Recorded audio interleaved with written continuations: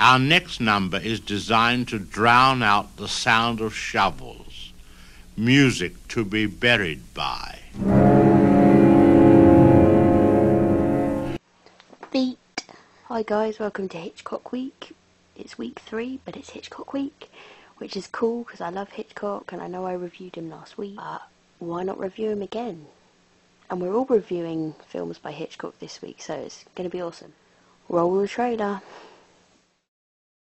Once upon a time, in a quiet little town, some very respectable people got into the trouble with Harry. John Forsyth, Edmund Gwenn, Mildred Natwick, Shirley MacLaine in her screen debut, and Jerry Mathers are all involved.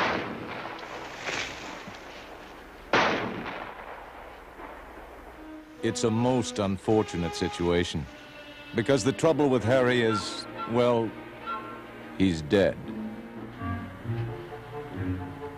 It's a delightful little romantic comedy that just happens to revolve around a corpse. Alfred Hitchcock presents The Trouble with Harry. So obviously I'm reviewing The Trouble with Harry. This is the DVD case here. It comes in the Hitchcock collection. It's a film from 1955 and it stars. And this was a different kind of film for Hitchcock because, I mean, basically it's a romantic black comedy. It's not a thriller at all, really. It's got certain elements of suspense in it, but nothing like what you used to with Hitchcock. It says on the back of the DVD here, it's a delightful romp and a decidedly different movie from The Master of Suspense. That is true, it is a delightful romp, and it is different, but I think most of Hitchcock's movies contained a lot of his dark humour. I mean, I've laughed out loud in loads of his movies, and this just takes it to the next level in terms of it's pretty much a comedy. Quite a morbid comedy, because as the trailer says, it's based around a corpse, and the corpse being Harry, who you can see there. And there's quite a few of these shots of just sort of his feet, and it's just really cool. And his socks are really cool. I like socks. Shut up, dog. And in the movie, his socks. My stupid dog. I'm going to hit him in it. Not really. I don't condone animal violence. So basically, the film starts off with a guy who's been out shooting. He's quite an old guy. He's called Captain. I think it's Albert. I don't know why he's called Captain, but anyway. And he stumbles across Harry, and he thinks he shot him because he's got a hole in his head. And so he's like, "Oh God, what am I going to do?" And then, as he decides, you know, as he's trying to move the body or whatever, a bunch of characters come along and they kind of stumble across the body. One of them is Shirley MacLaine's character. She plays Mrs. Roberts, or Jennifer Roberts, and her son, I think her son found the body and then shows his mum. And we see that she's not particularly bothered that Harry's dead. She knows Harry, we don't know how yet, but she's not bothered. And then there's like a doctor, and he's kind of weird. He kind of trips over the body and doesn't even acknowledge it. A tramp comes along and steals his shoes, and that's kind of the setting for the movie, in that in a real situation, if you see a dead body, if anyone sees a dead body on the floor, they're going to be in hysterics and they're not going to just act the way these characters do. So that is typical Hitchcock humour. I always say typical Hitchcock in every film of his I review. I'll try not to. Yeah, it's just that's Hitchcock's stance on this dead corpse, and I think that's really fun and cool. And so we're introduced to a few characters that get involved in what to do with Harry's body. So we've got Jennifer Roberts, who's the little boy's mum, who's we've seen knows Harry and isn't bothered that he's dead, or is happy that he's dead. And then we've got Albert's kind of love interest, which is a lady called, I think it's Mrs. Marlowe, Ivy Marlowe, and her first instinct with the body is to kick it instead of to be like, "Oh, you've killed a man." And then there's a guy called Sam who is Mrs. Roberts, Jennifer Roberts' love interest, and he is a sketch artist, and his initial reaction to the body is to sketch the body.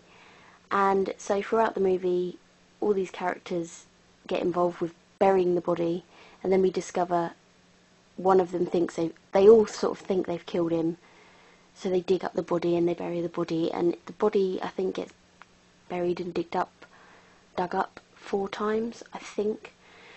But anyway, it's just insane. I can't really describe it without, I guess, spoiling it, so I won't say much more. But there's a bit I really liked when one of the police officers who are investigating Harry, because he's been reported by this tramp that stole his shoes, but they can't find the body.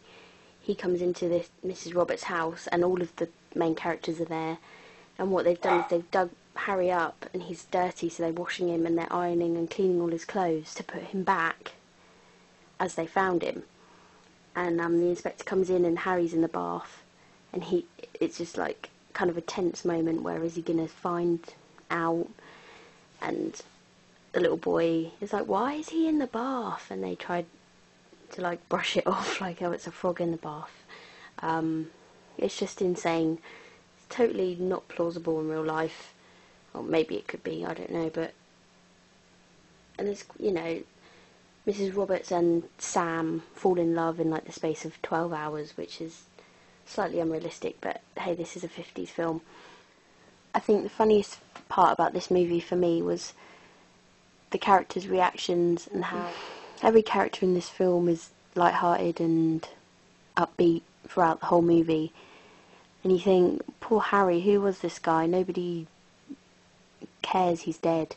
And I didn't mention, but we find out it was Shirley MacLaine's husband quite early on in the film, and that he left her on her wedding night. And I know some people are saying, oh, the trouble with Harry was he was gay.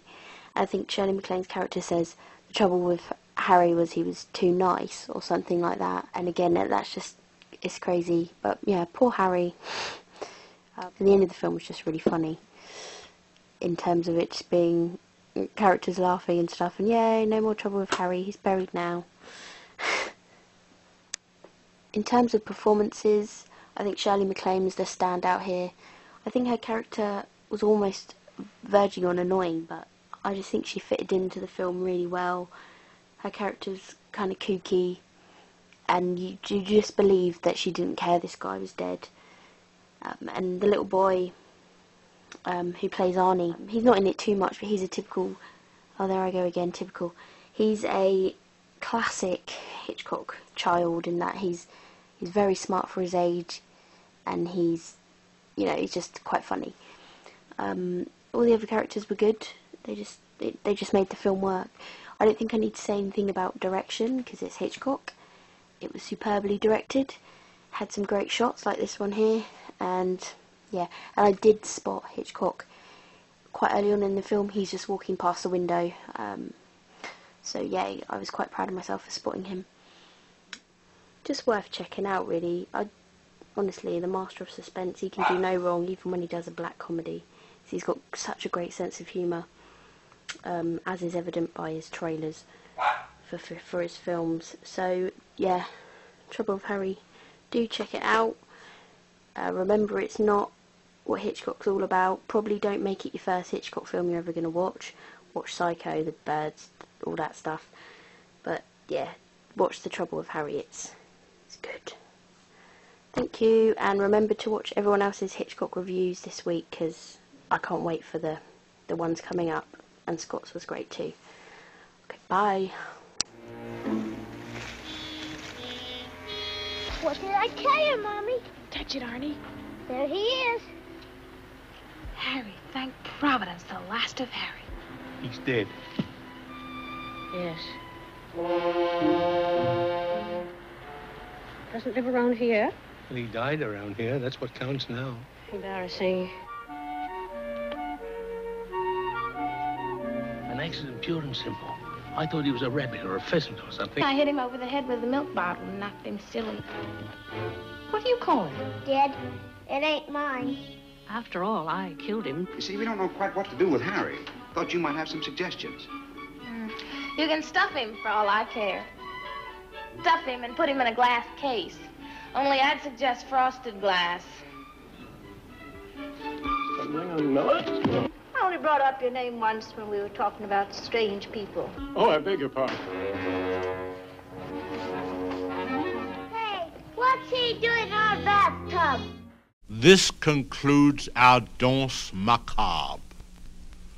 Portions of the proceeding were recorded. As for the rest of it, I'm very much afraid it was all in your mind.